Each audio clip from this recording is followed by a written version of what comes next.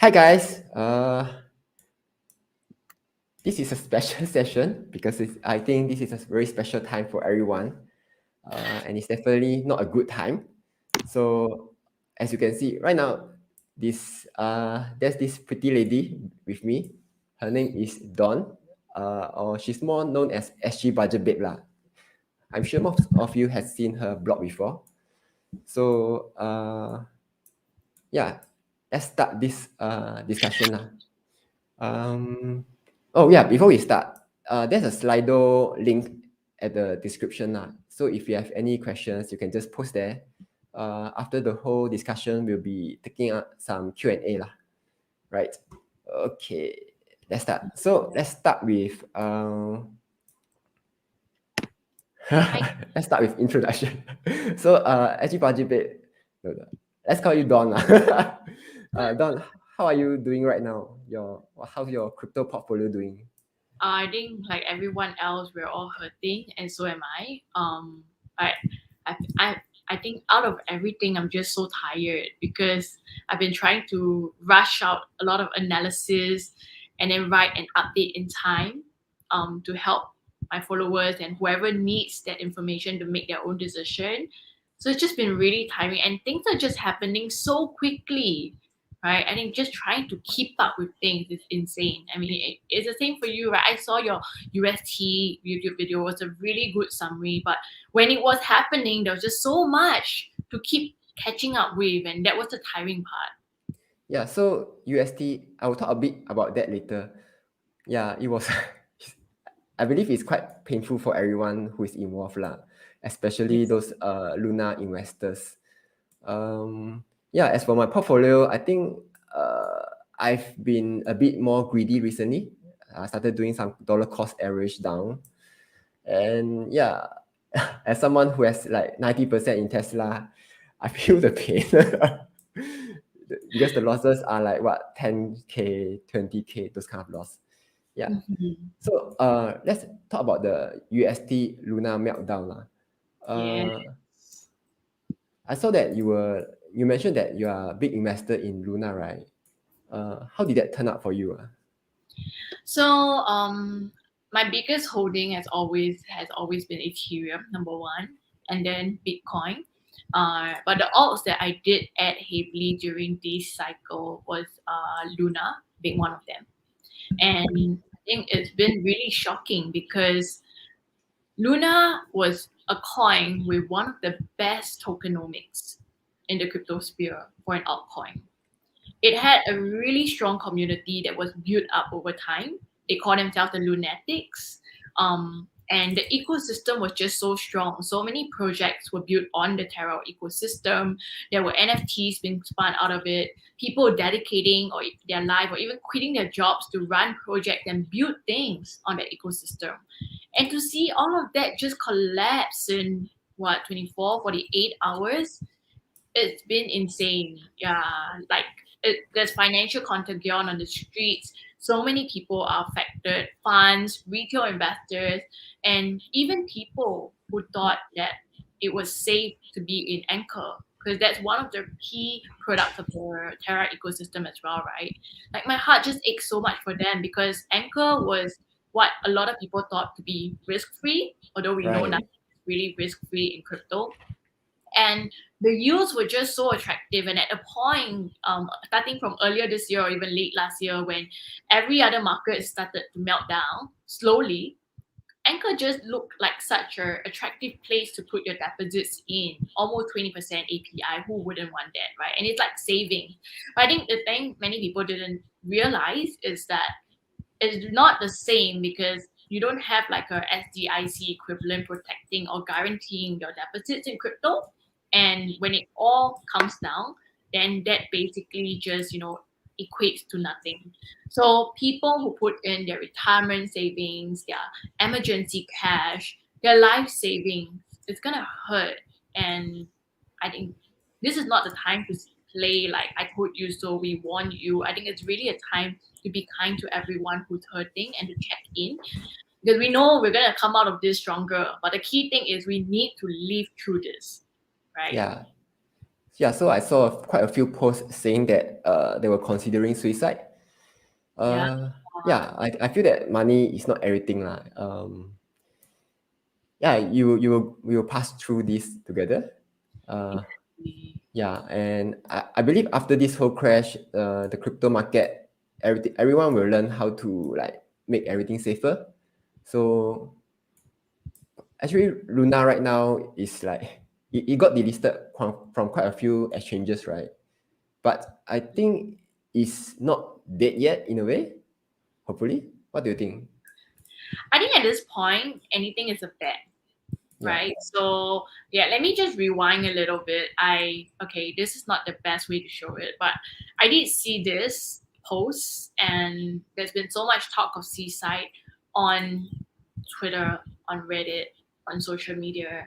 I think that's really why we're doing this, to really help prevent any more losses of life, hopefully, because like what you said, money is not everything. It is important, it's painful, but it's not everything.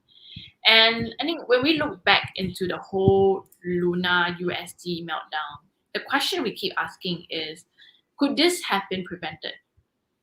Could we have foreseen this coming? Were there like key warning signs that investors could pick up on? And I keep going back to replay the events and the sequence, and I think the answer is really difficult unless anyone was tracking the on-chain activity every single few hours.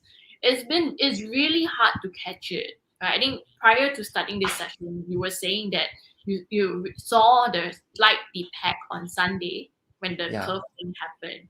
And UST, this is not the first time UST has depacked. In fact, it depacked last year in May as well, and with by a further margin.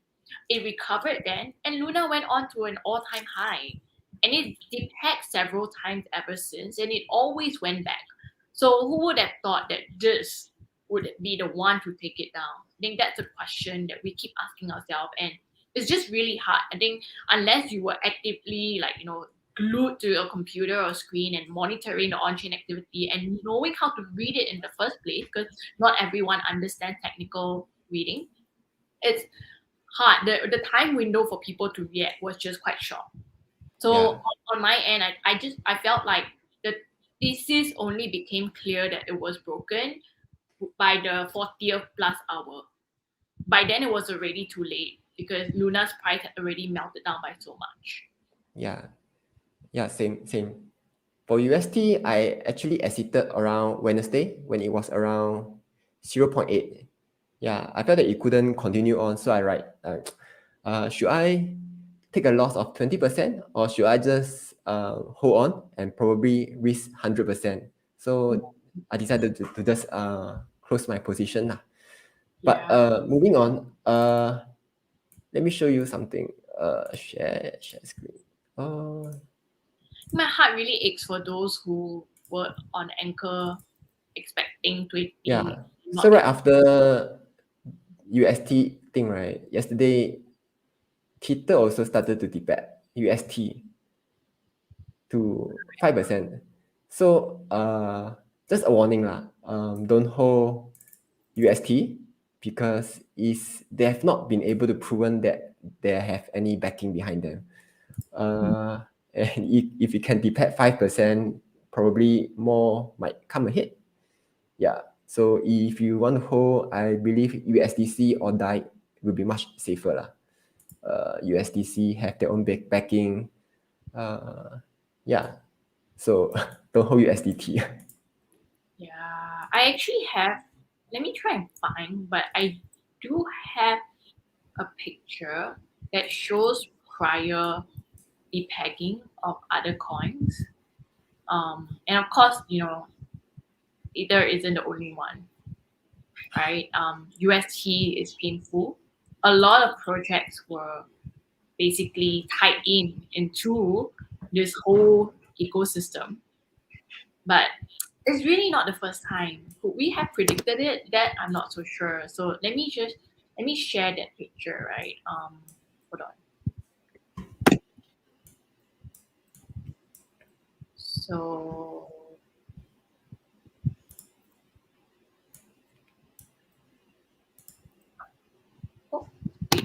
How come picture isn't showing up? Let me.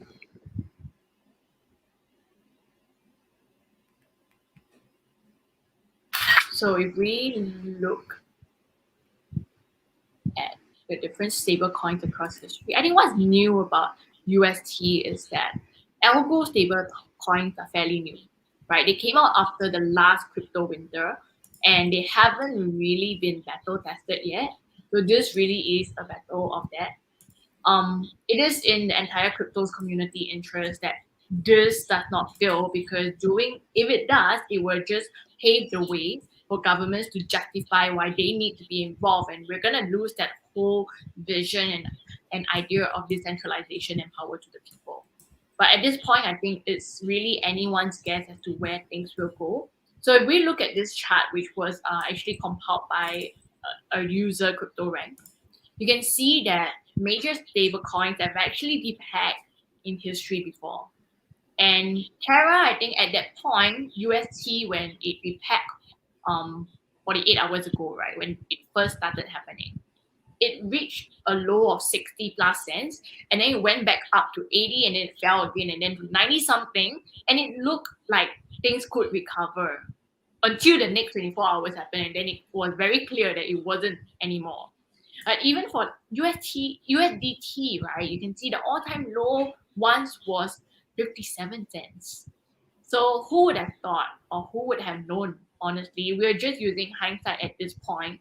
But when it was happening, when it was developing, how would we have known that this would be an epic collapse?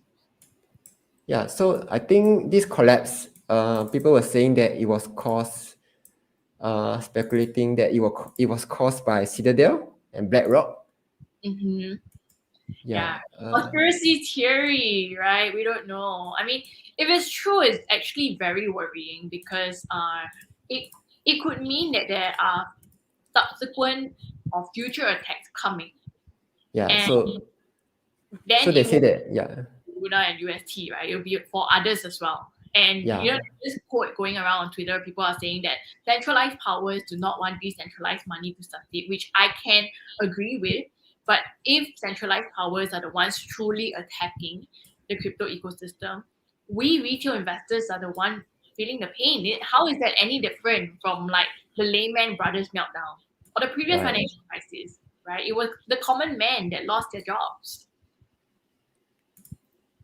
Yeah, so I guess what is it?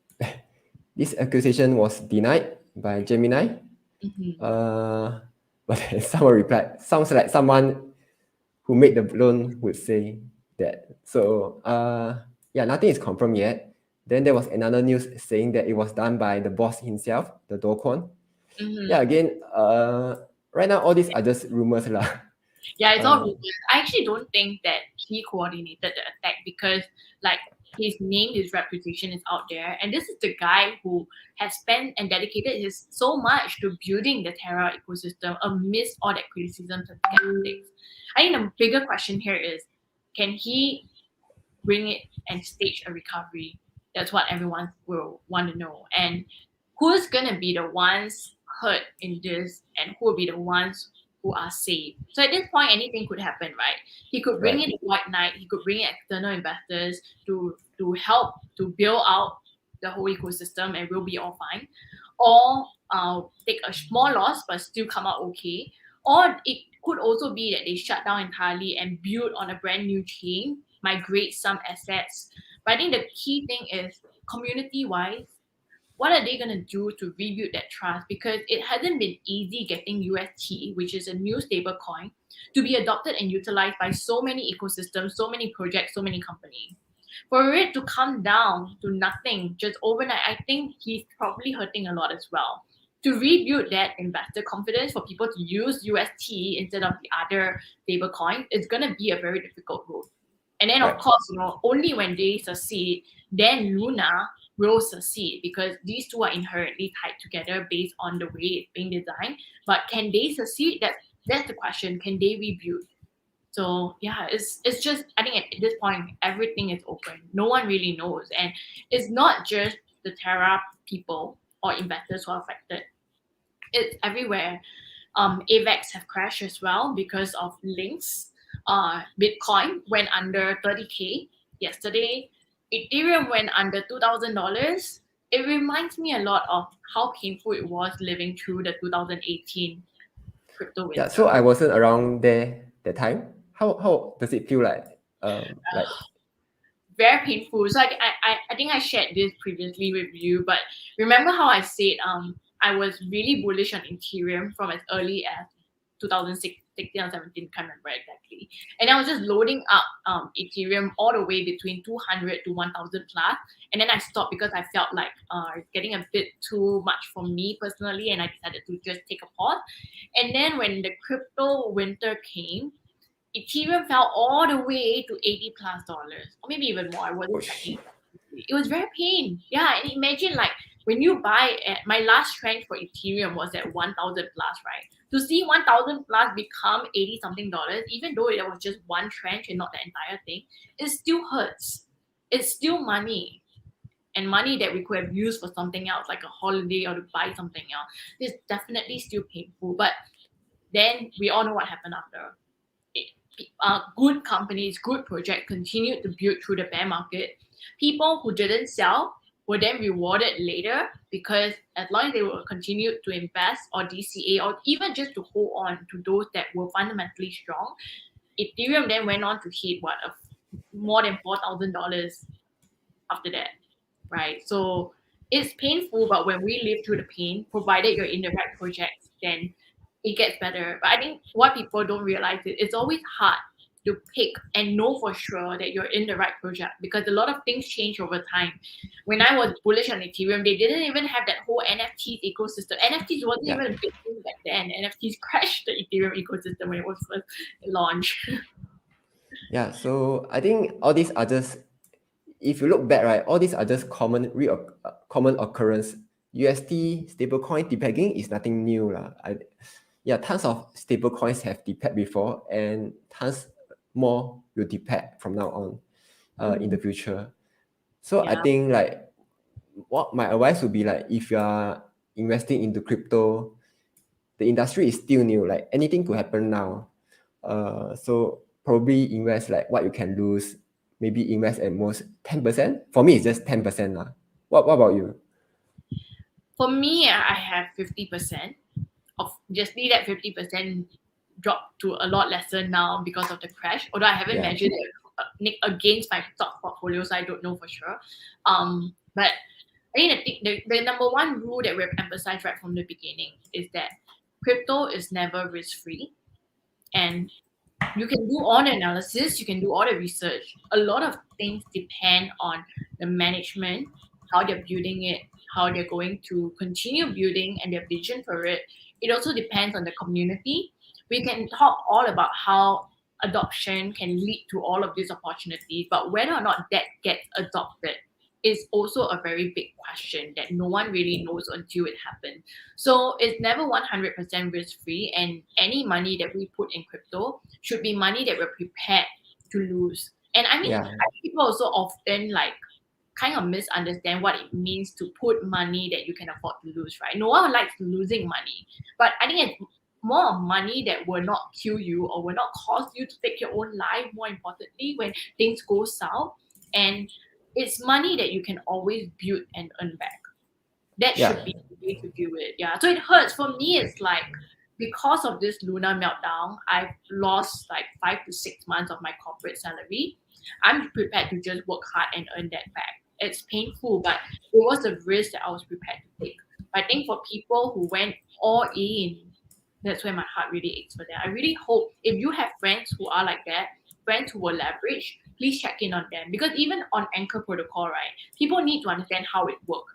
The 20% APY was basically being paid out by borrowers' deposits. And people who borrowed on Anchor Protocol had their Luna stake at a certain level, and then depending on their LTV, they would have been liquidated at different levels. And the way Luna's price just melted down so quickly, so rapidly, I think a lot of people got liquidated before they could even do something. Literally, as they were sleeping, they got wiped out.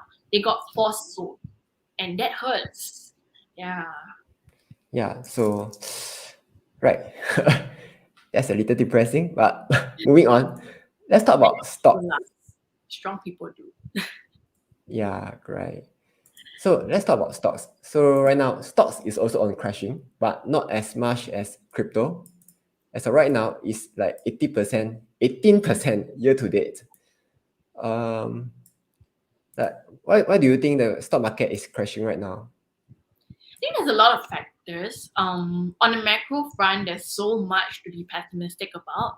There's been supply chain woes for the longest time because of China's zero COVID lockdown policies. Every time something happens, something lockdowns, we get a hit in the supply chain process. And then Russia invading Ukraine and the war that has yet to end, even now as we speak, like Yeah, that has also exacerbated things. It caused inflation to rise so much, the prices of wheat and so many commodities go up. And then we have inflation led by all these factors, and then the Fed stepping in to say we're going to hike interest rate, we're going to have more than what we initially planned for, so on and so forth. And then we have energy prices surging, oil prices going up. I mean, wow, when was remember last year? Was it the year before when oil was at negative? Oil futures were at right. negative dollars per barrel, and now it's like what more than $100.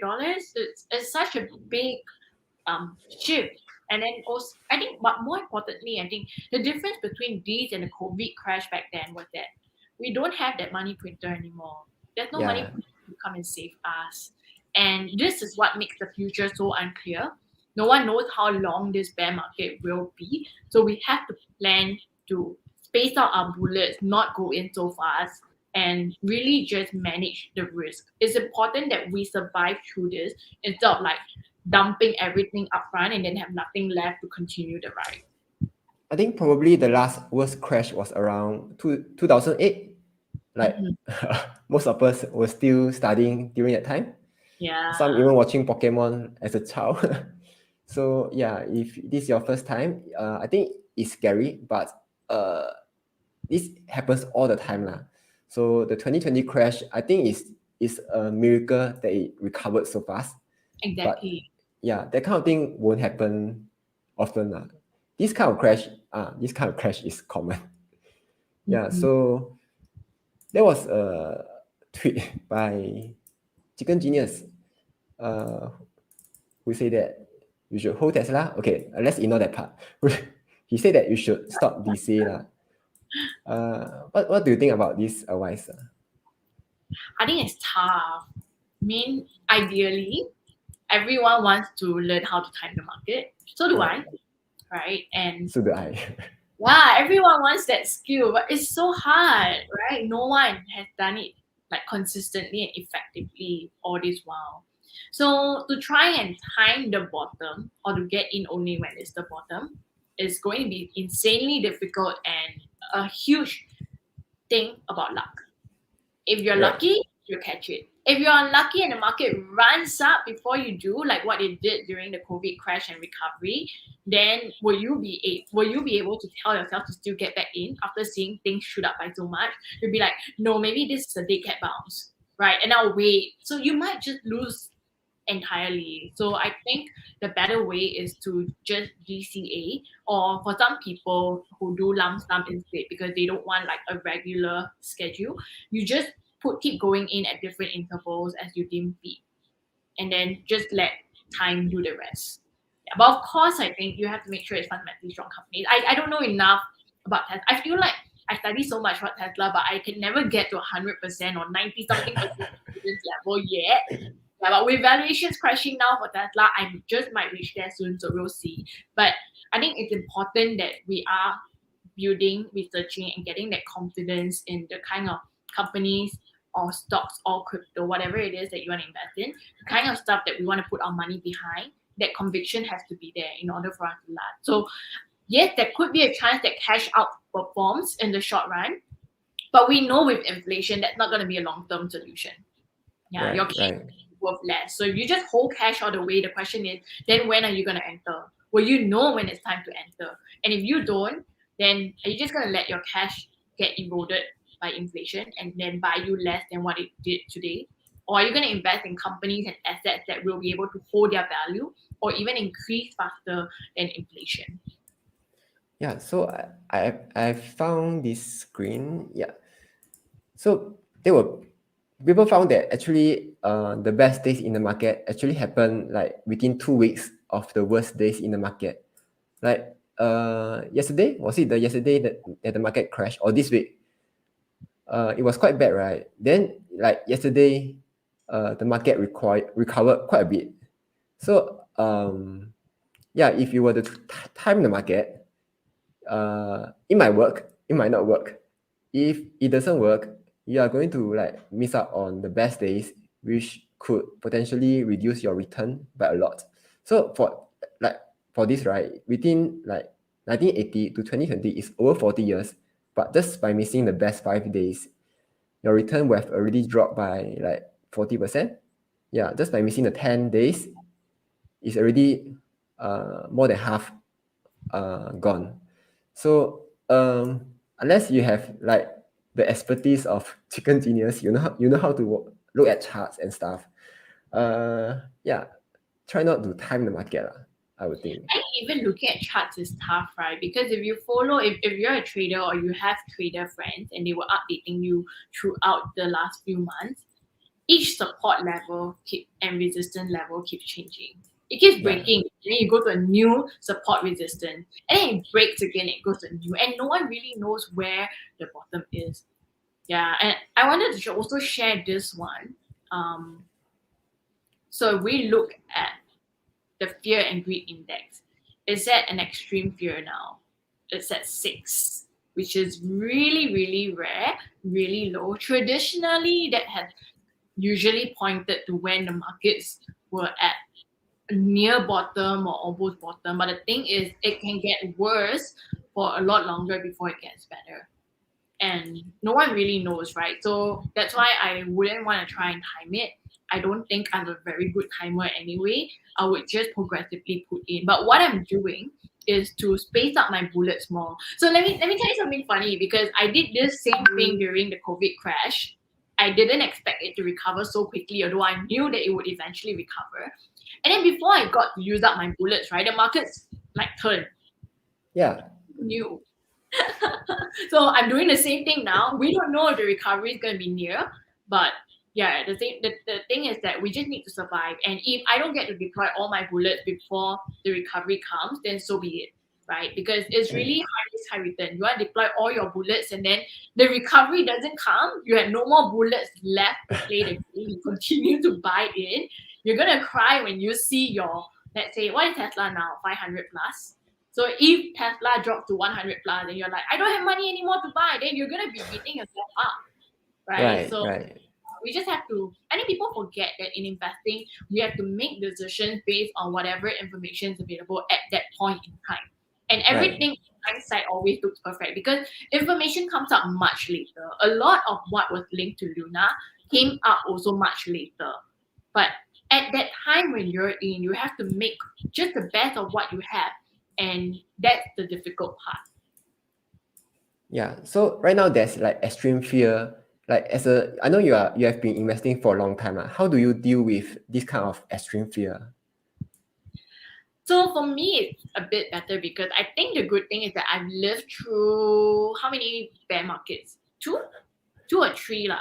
And then I think the crypto winter really trained me very well emotionally. So for those of you who cannot manage your emotions, right, here's one tip: don't open the app or uninstall the app and don't even look at it because seeing the price drop is really bad for your mental health. It's better to like just pretend and act as if you've lost that money for good, go and focus on other parts of your life and then come back much later, provided you're in the right companies lah. So the conviction and the fundamentals have to be there.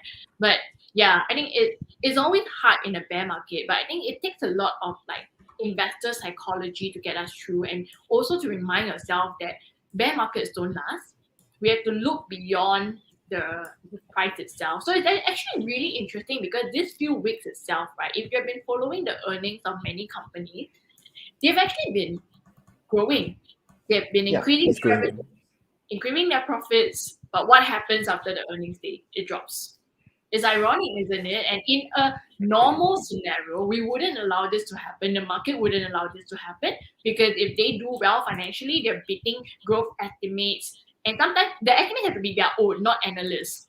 Right? This is the important point because no one knows the company better than their own management. So when they grow and they're still doing well, but yet get punished in terms of the share price, traditionally there has always been a good reason to go in. Of course, if the sentiment continues to be depressed, then people are gonna say you've gone in too early or you should have waited. But that's always hindsight talking. So we're seeing that happen now. I think there's some companies where I'm questioning if it's still worth holding onto or if investors should be getting out because management's promises or say this is going to be the level that they're delivering. And then like they adjust it later. And they're super confident at this level, by the way. And then they give the earning call and then they say, oh no, for various reasons, or they try and make excuses to justify themselves. And then they say this is going to be the price level. So for those, I would be a lot more wary. Because, that was the funny thing that I saw is if you check Palantir's earnings call, the CEO, the Alex Cup, was trying to talk about philosophy during earnings call. And it was like a face palm moment. So for me, right, how do I deal with fear? I think like if you bought a stock, you have to know the reason why you bought a stock, like, and not just chicken genius say so. Like for example, like Tesla. So for me, the thesis for Tesla is like their full self driving have to succeed, their battery have to succeed, and they need to keep continue expanding. Otherwise, their growth will definitely slow down and it could crash anytime. So as long as any of these theses doesn't make up, yeah, it's time to sell lah. So I think that's how I deal with fear, using logic. Yeah, you're spot on. I think it really is all about knowing why you bought it and then making sure that you know fully well what the fundamentals are. And when that change, be prepared to admit that you were wrong and move on. Yeah, so I believe that like you have a lot of stocks in your watch list, like not like me. I've only like a few, 2 or 3 or 4. Yeah, You know, you think you have a lot either. yeah. So one question is like, if you have so many stocks and not enough money, how are you deploying your capital across all the stocks? Yeah, that's a really good question. I think it really, for me, it boils down to two things. One would be what offers the best margin of safety right now, and then the other one, so how much the valuation is at that point in time will be important. And then the other one would be, do I foresee potentially that this could suffer from even more depressed sentiment? What were the opportunities to buy it in the past or the recent past like? So, for instance, there are a lot of growth stocks that have guided for a difficult year ahead. And then because of that, like the investor sentiment could potentially become depressed for a much longer time. Whereas there are some stocks where, well, just because of the macro overall environment, their share prices have been going down, but their revenue and estimates and everything is still growing and they're still doing well. Then in this scenario, I would prioritize the latter rather than the former. Yeah, and I think during a bear market, for people who are a bit more like risk averse, it might be easier emotionally to go for companies that are bigger and stronger and better tested in that way. So it doesn't really mess up with your emotions so much. You know, you're not like, I mean, Palantir is not better tested for sure, but it can be like a 10x potentially versus if you compare to like an Amazon. For Amazon to 10x from here is more difficult than for Palantir to 10x. But the risk also with Palantir is much higher. And then if I look at that, how many times have Amazon traded at such a valuation today in the past? And I'll use all of that data points to make my decision. So it's tough. Actually, I can tell you having so many stocks in my watch list makes it very stressful because I have to keep like quickly analyzing and quickly checking on valuations at the point where I want to buy, right? And that's a lot of work. But I think it also helps me to manage emotionally because I'm diversified across more positions. So just like how losing one would not wipe me out, the same thing applies to in stocks as well. Yeah, but of course the reverse will then hold true because remember when the markets were surging after COVID crash, and then so many people were saying like, yeah, diversification is dead, it's so stupid. Only idiots I diversify. Look at me, I only have positions in like 2 or 3 or less than 10 and I made such a big gain. the reverse also holds true. When that crashes, they lose more. When it goes up, they win more. And then we're just more conservative, so we don't win that much, but we also don't lose that much. Yeah, so I want to add on like if so many stocks and if the market is crashing, right? One thing that you can do is sell the stocks that you are not confident in anymore. Like Yeah, like even if in good times they are probably doing well, but in bad times they may do worse, and after the crash ends, they may not recover. So exactly. like find out what's your bad stock, like just cut it, move somewhere that can give you a much higher return. I think looking Yeah, at the financials is also super important because companies that have very strong cash flow generating abilities, as well as those who can continue to increase their prices in a world of inflation and potentially have backers like supporters, like REITs, who their sponsor is really important. They need to be able to survive this down period in order to come back stronger. For companies who are like, running low, running out, that's going to be very difficult. And the chances of them not coming back is also much higher. So if you're spooked out by all of this market activity, it may very well be a good idea to channel it into stronger companies for the time being so that you don't get price out of the market. You see, you don't want to leave. Time in the market beats timing the market. Everyone knows that Dutch by now. But to continue being in that market, people need to talk about the emotional journey involved as well. And sometimes yeah, doing things that may not make the most financial gains to you, but help you emotionally, can also be a very good move. yeah. So I think right now the most important thing is is really just to survive this bear market. It may last a few weeks, it may last a few months. Like traditionally, the longest bear market was like 6 years. Yeah. So and the worst drawdown was like probably 56% on the S&P. Right now we are only down like 18%. Yeah, we're nowhere near Um, it. yeah. So with that being said, I still don't know where the bottom is. Probably yesterday was the bottom. I don't know. Or Yeah. maybe the day before. Yeah. So I think the summary is just dollar cost average. Buy good stocks, sell bad stocks, and I think you should be all right after Yeah. this all ends lah. Exactly. And to summarize, so here are some tips to surviving a bear market. Number one, be employed or make sure you're earning something because your ability to have cash coming in every month or whatever your frequency is if you're running a business is really important so that you continue to get ammo and bullets to fire into investments that are undervalued that have an opportunity for you to get in. And number two, managing your emotions is really important. So if people need a support circle of some sorts, sometimes Reddit and Twitter may not always be the best place because some people are really unkind over there. You have really supportive people, but you also have really unkind people who say things like "have fun staying poor," "I told you so," that kind of stuff. And sometimes you just don't need that kind of statements because you never know which statement might be your last trigger to send someone over the edge, right? So take support in your family, your loved ones, and I think above all, remember to make sure that you know fully why you're invested, why you're investing, and what would make you leave that investment thesis, what would break it. So as part of all my analysis, I always have a bull versus bear. What is the risk of it? And when the risk play out, it's time to say, look, I was wrong or things have changed. The thesis is now broken. And that's what we saw with Luna. And Yeah, although it was shocking that we literally only had like 48 hours to see that play out. So that was really unexpected.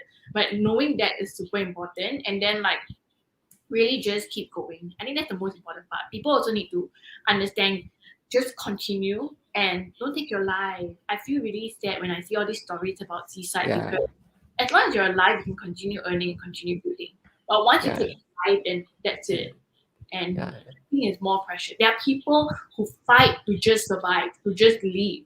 I've seen so many of my friends, premature babies, people with cancer or terminal illness, they're fighting so hard to just live. And on the other hand, we have people taking their lives over money that they've lost. That can be earned back. It can be difficult, but it can be earned back. So I think knowing what we live for is really important. And yeah, we have to reach out. I'll be here for you if you need me as well. And yeah, I think we just need to be kind and supportive to everyone during this point in time.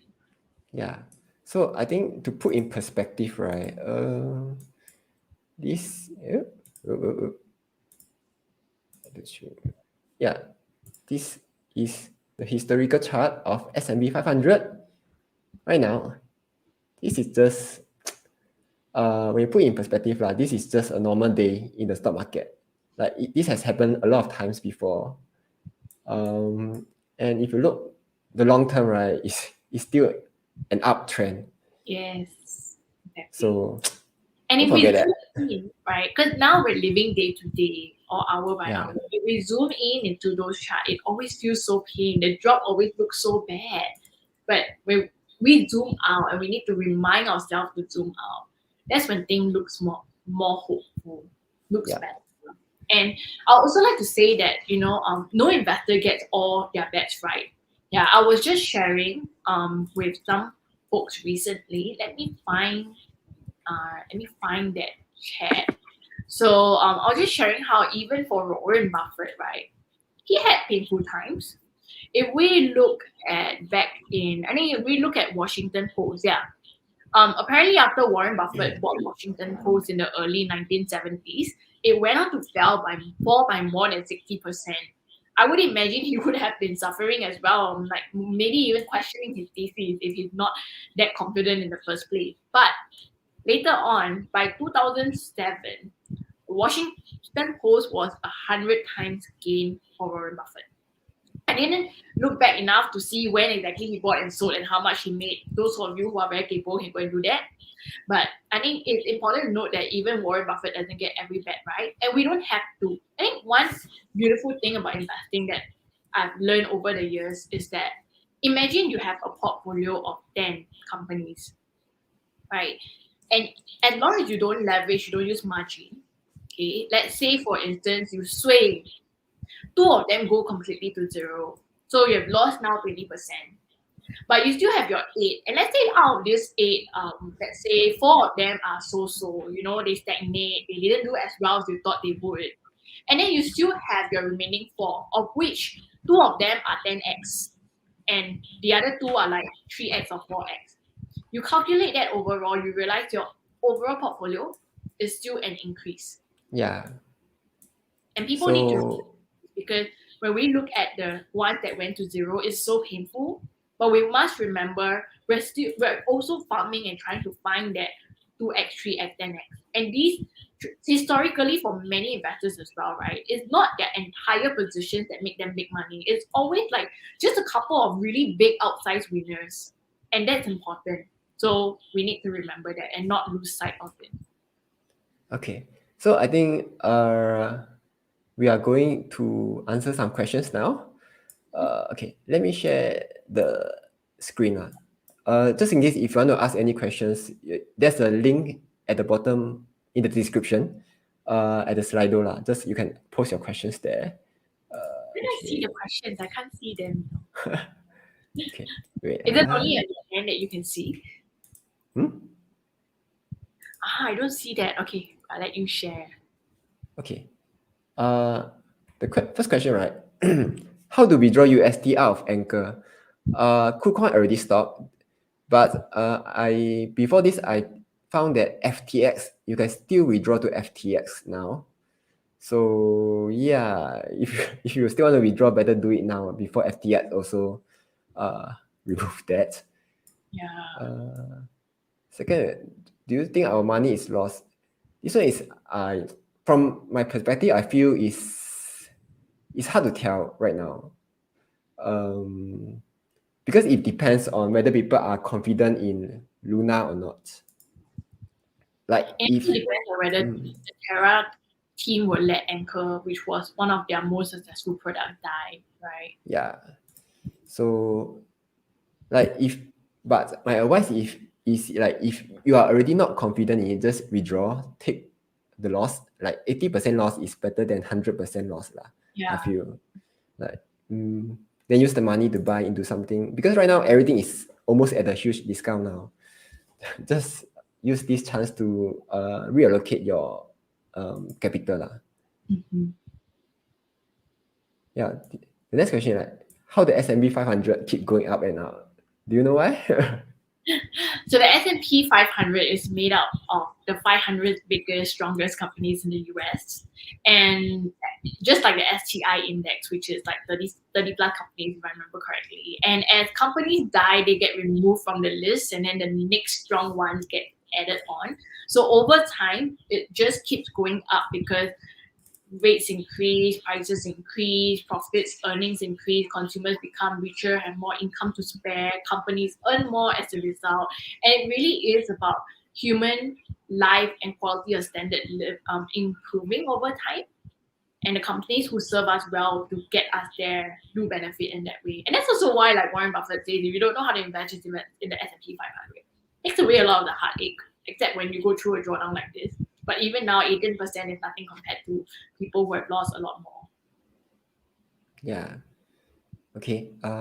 Moving on. Tell me also has a good video. He's too shy to shoot his own video, but I'll shoot it for him. He does have a video where he also explains why the S&P goes up. You go and watch it and subscribe. Basically the TL, the summary is earnings go up because the productivity go up because technology improves. Like let's say last time it took a few days to make a car, now it takes just a few hours. So the earnings increase because they can produce more stuff. So that's why overall the S&P 500 goes up lah. So I have this question: DCA into Tesla? Yeah, I'm still DCAing like almost every few days. Yeah, like if I see a drop, I will just buy. If I see it go up, I'll just FOMO in. Yeah, I'm DCAing all the way lah. I think for those of you who are keen to DC into Tesla, if the whole share is a problem, one tip is to look for brokerages that offer you fractionalized shares. Then you don't have to buy like one entire share of Tesla, which is $500 or $600 at one shot. You can do like $100, $50, depending on how much capital you have. Yeah, so there are two brokers that I know can do this. One is Safe Trade, the other is Interactive Brokers. Yeah, so if you don't have money, just start with fractional trading. Okay, wait, moving on. Don, do you see the current market going to 2008 levels? Wow. I wish I knew, honestly. I wish all of us knew, but I think the events that caused the 2008 financial meltdown was different than this. The banking system then and now is also very much different. There have been some measures and protocols that have been put in place to try and prevent a similar meltdown. But of course, there's just so many new things coming out, so many innovations that it can still have a spiral effect in ways that no one really expected. And then on hindsight, we're all gonna be like, oh yeah, we should have seen that coming. It was the warning signs were so clear, and then people will be like, oh, shut up, because when you was in the moment, it wasn't that clear. So I think no one really knows, and that's why maybe DCA is a better approach. Just make sure you have enough to DCA for as long as this whole thing lasts. I think that's why like being employed or earning money during this period is important. Because when you run out of bullets, you're gonna have a new one coming in at the end of the month. Then you can fire again. But if you're not employed or working, that's gonna be super difficult. So someone asked, like, should they buy the dip more frequently to bring down the average price? How are you investing? Yes, right. But what if it lasts for like 5 years? Yeah, I think it depends on you lah. There's no right or wrong. For me, like I said just now, it's just I buy on whenever the market fluctuates upwards or downwards, I will just buy. So someone asked whether option leaps on individual stocks now. Personally, I feel this is a bad idea. I wouldn't do it because, like, if you buy a leap probably is like 2 to 3 years. But what if the bear market lasts for like 5 years? It's a confirmed loss. So yeah, unless you know when the market is going to go back out soon. Otherwise, just stay out of dips lah. Okay, then another question. Any theory of how this crash happens? Basically, it's just the usual lah, like interest rate high, inflation, fear of recession, the war. and most recently the food shortage that will happen soon. Yeah, everything that happens cause it, all the bad news. Yeah.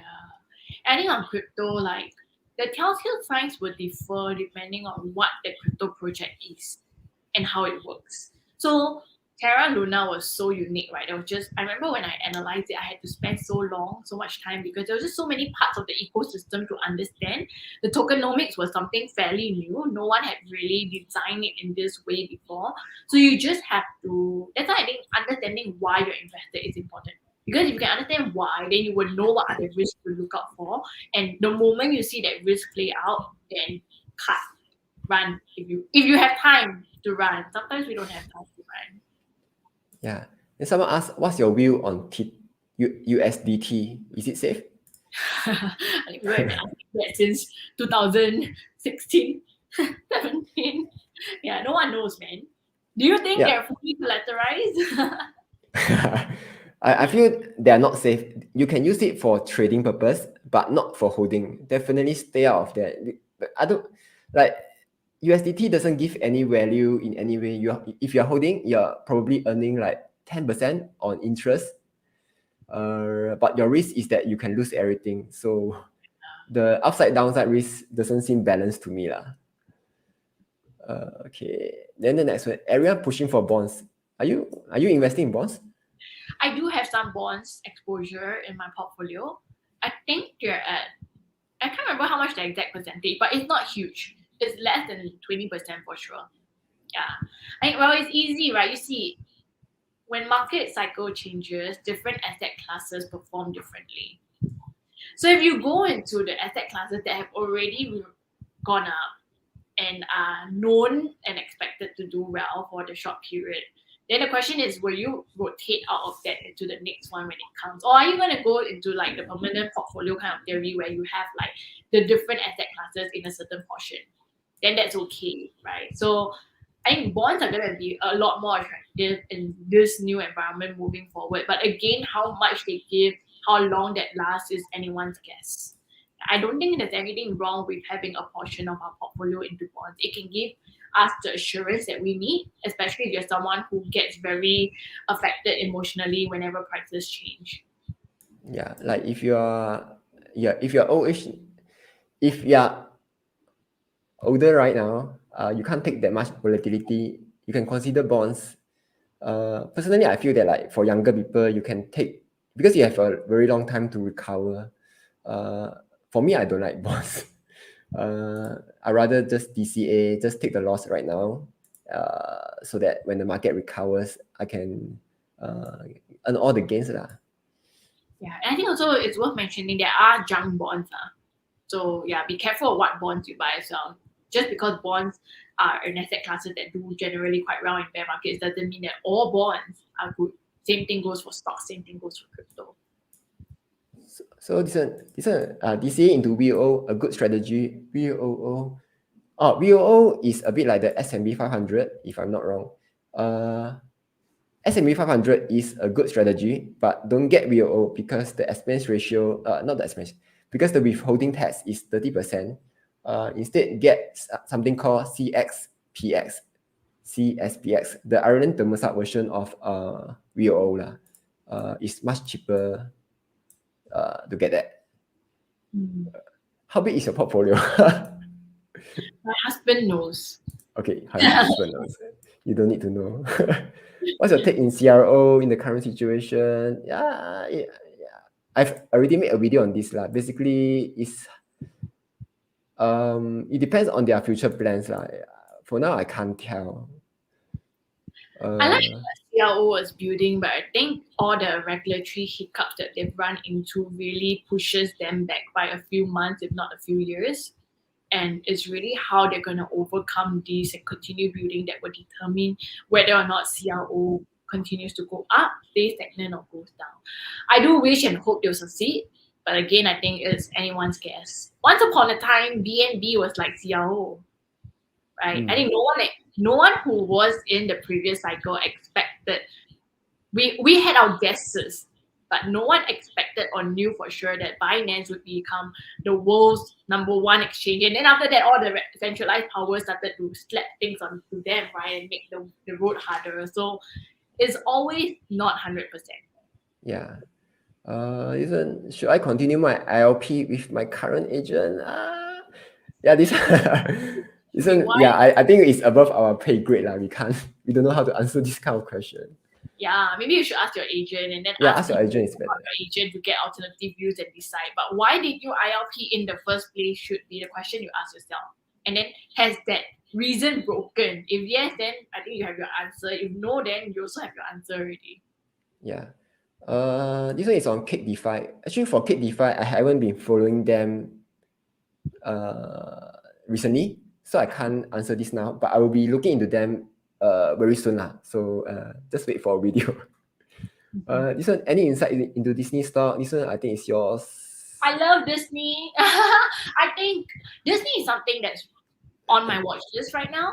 I might just go in soon. I don't know how much or where at yet because I need to do the valuations calculation for it to determine whether it's worth now or if I should wait. But I am very much a fan of Disney. I love how they are innovating all the time and adapting.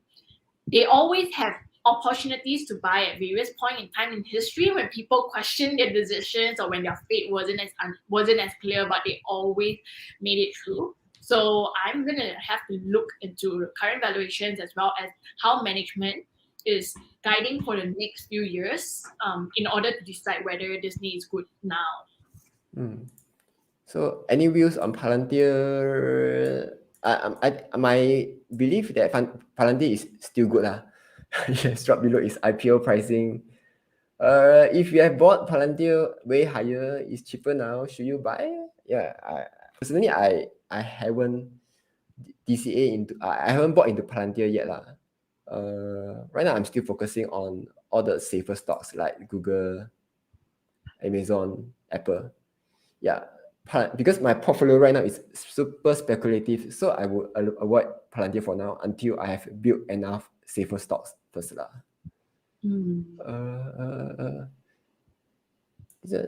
It seems Anchor has stopped. Yeah, just now I answered already lah. Basically, withdraw to FTX.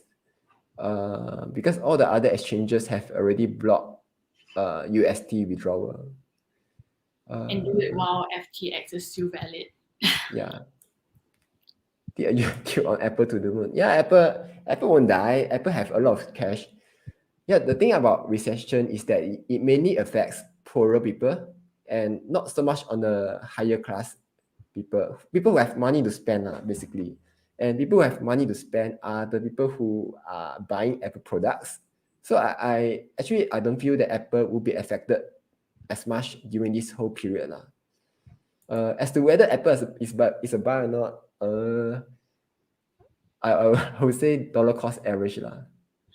I think Apple is fairly valued, if not slightly undervalued at this point. Although I need to double check and run the numbers again. But Apple is one company that has very strong pricing power. Yeah. So if anything, you should be asking yourself as an investor, would people stop buying iPhones? Would they stop using Apple services?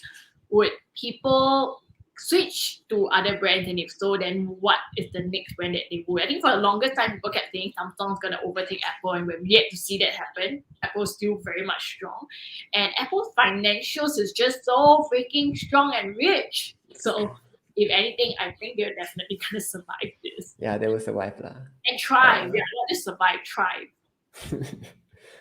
Maybe they buy over competitors and take over assets. We don't know.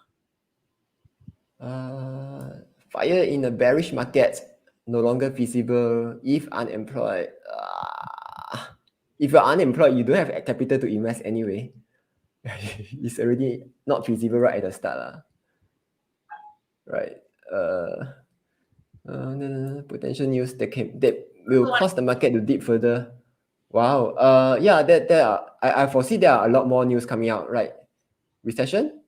Because end of this month, there's the GDP report. So if the GDP continues to go down, this confirms that we are in a recession already. So that news will cause the market to dip further. And That's why. yeah, right now we are still not in the stagflation. Stagflation basically means that unemployment going down, going up, GDP going down, inflation going up. Yeah, when stagflation happens, yeah, the market will dip even further lah. And let's not rule out Russia, Ukraine as well. Yeah, Russia, yeah, they are unpredictable lah. Anything can happen. Is China still a relevant market in current times?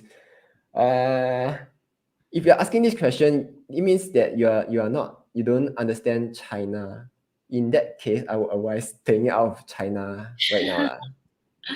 Yeah, unless you really know what they're doing lah. Real SQQQ. What is this? It's a leverage SQQQ, right?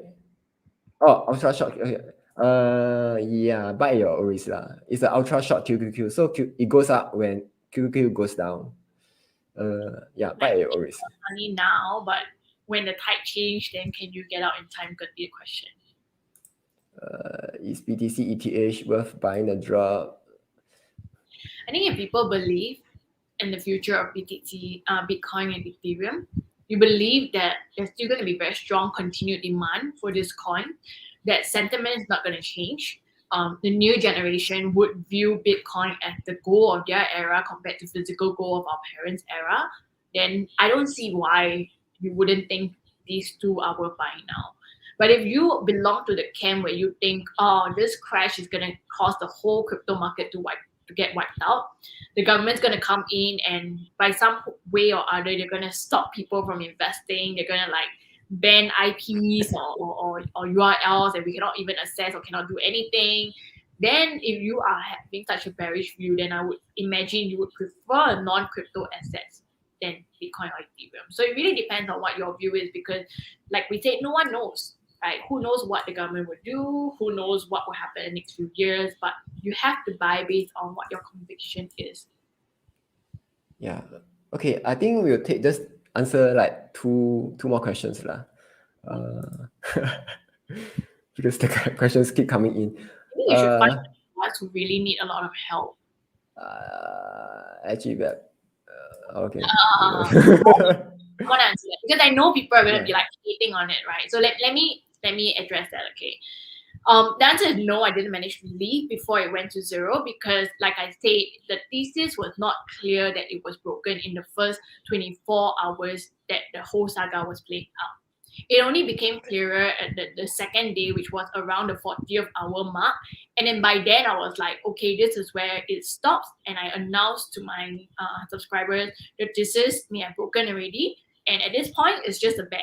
So if you think you still can get some money out of it, then go and liquidate. But if you think it's not worth, because whatever you get is like so little already, and you're willing to use that bet to see if Terra can revive, can save it, whether Dokon and his team can find a white knight or whatever happens next, then that is going to be the play. So I didn't get out. Do I wish I did? Of course I did. Everyone wishes that they got out before it came collapsing. But I think the big lesson here is it's so shocking to see that confidence in community trust that had been built up for so long, over a year, could evaporate literally in 48 hours. That was the big shocker. Yeah. And I think I'll be more wary of this moving forward. But then again, can we ever really know?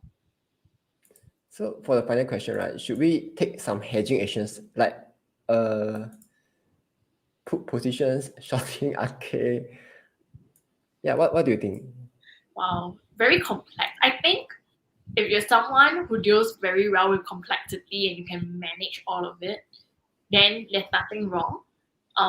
But sometimes the easiest way is the simplest way.